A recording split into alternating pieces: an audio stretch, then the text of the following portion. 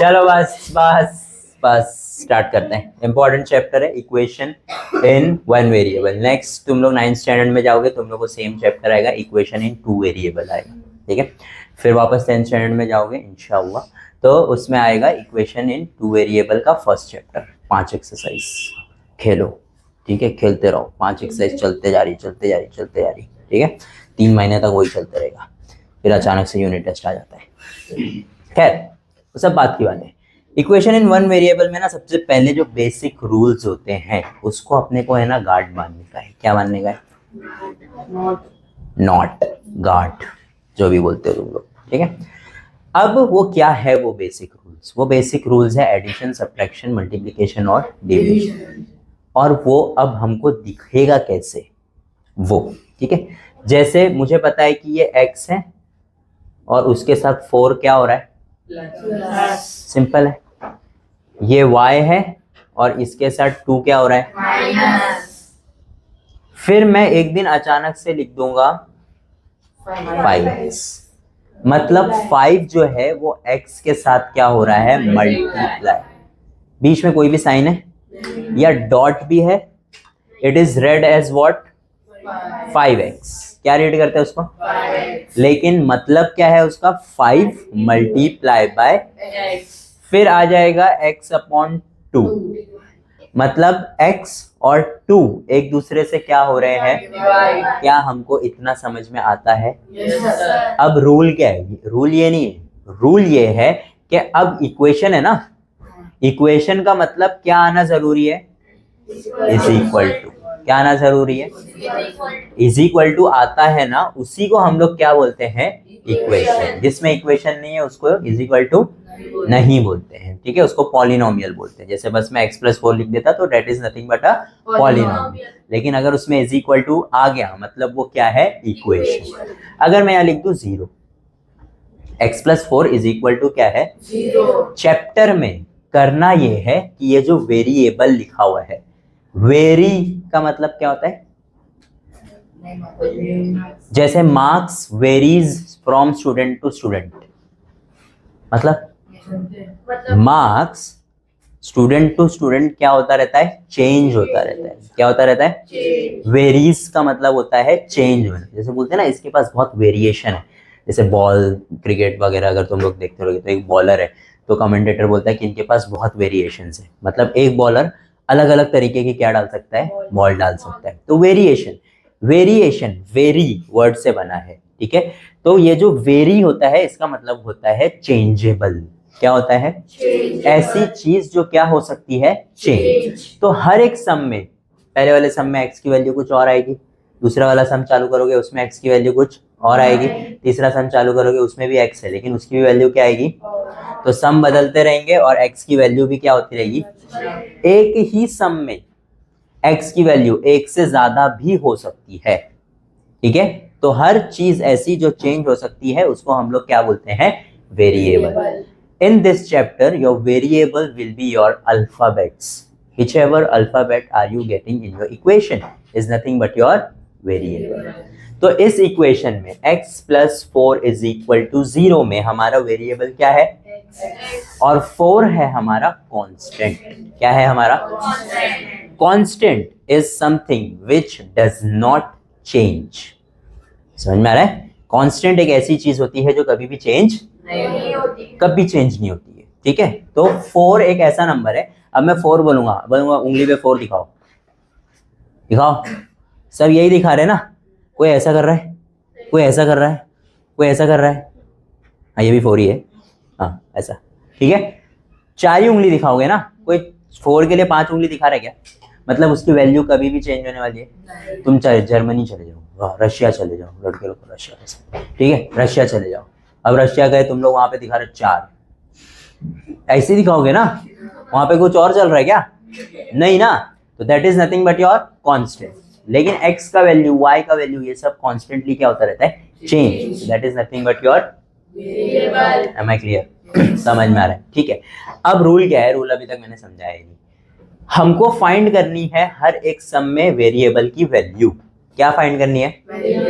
Variable की value find करने के लिए हमको वेरिएबल को करना पड़ेगा अकेला। क्या करना पड़ेगा? मतलब उसके साथ जो भी है, चाहे कुछ प्लस हो रहा हो, चाहे कुछ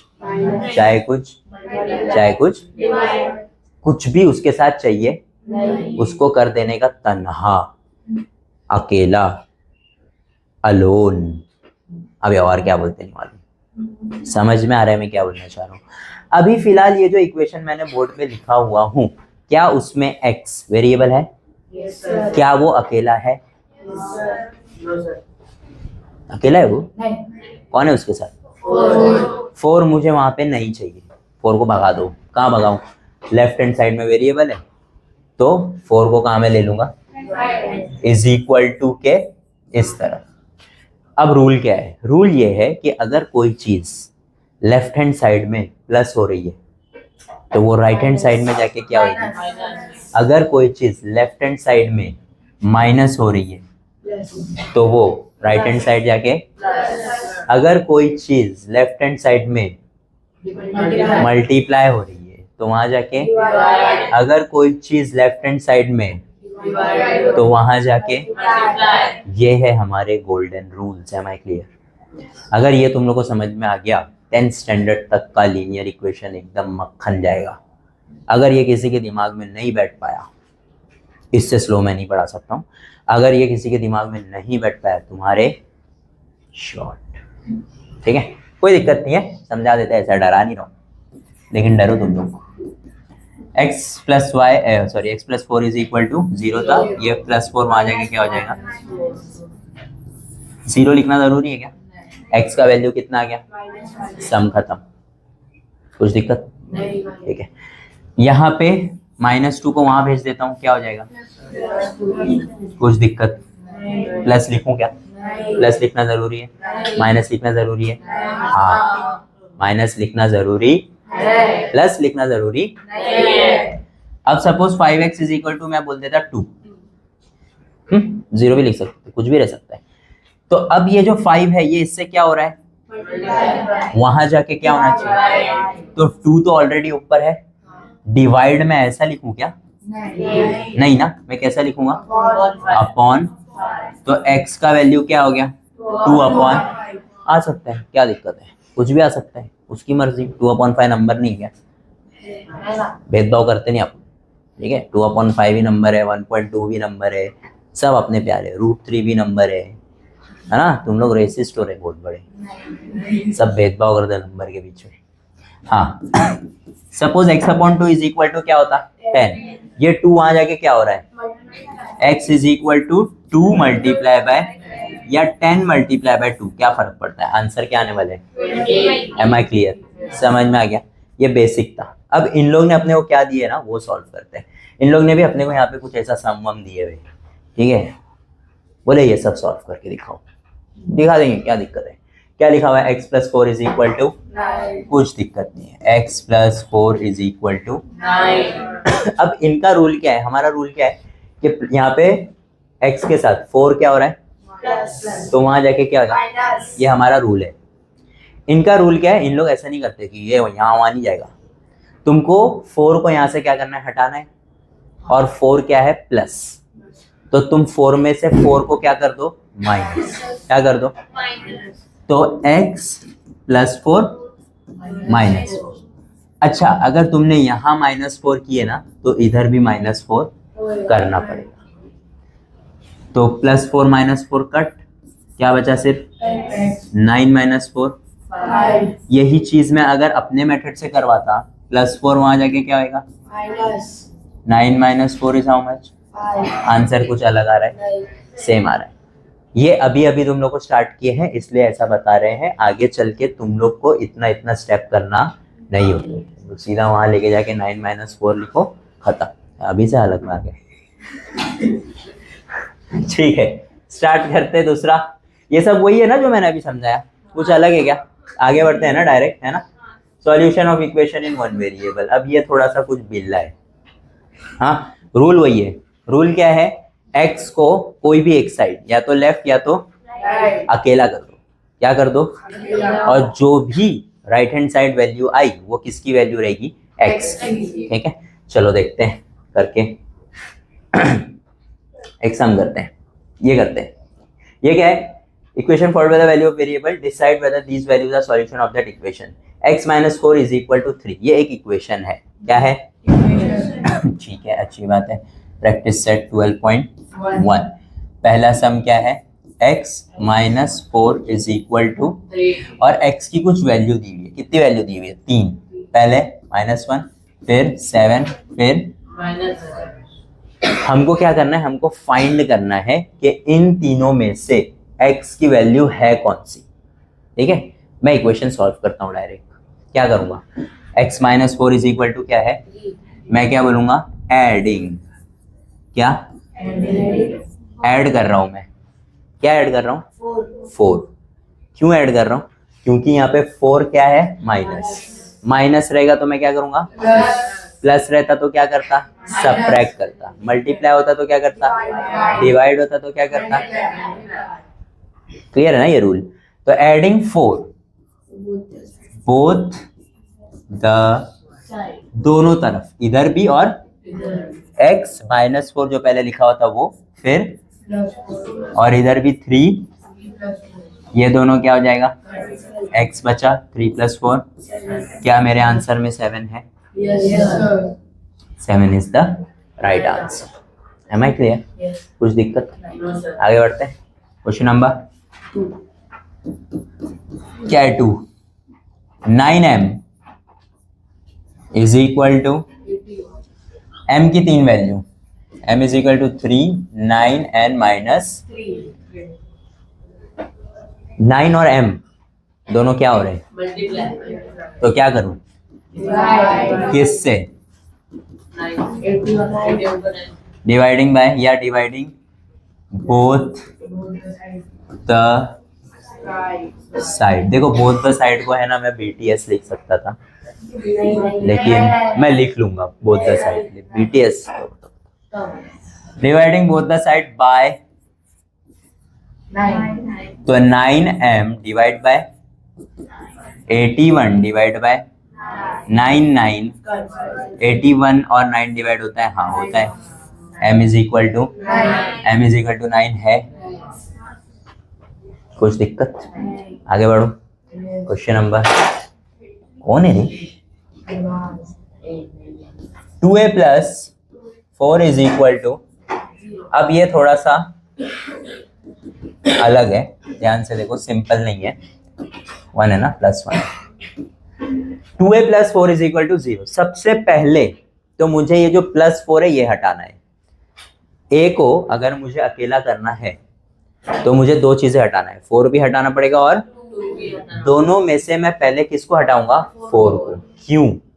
क्योंकि ये स्टेप्स में पहले प्लस और माइनस में जो होता है उसको हटाते हैं, फिर मल्टीप्लिकेशन और डिवीजन में जो होता है उसको हटाते हैं। ठीक है, तो पहले +4 है तो मैं क्या करूंगा? सबट्रैक्टिंग। क्या करूंगा? Subtracting both the side by 2a + 4 - 4, 0 minus ये दोनों, 2a is equal to 0 - 4 is what? -4। -4 ही क्यों? 4 क्यों नहीं? 0 की साइन प्लस है, 0 की कोई साइन नहीं होती ना, लेकिन 4 की साइन क्या है? 0 और 4 में बड़ा कौन है?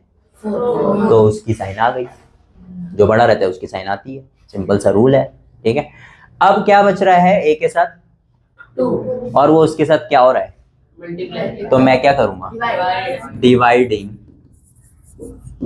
बोथ द साइड बाय, तो 2a/2 इज इक्वल टू -4/2,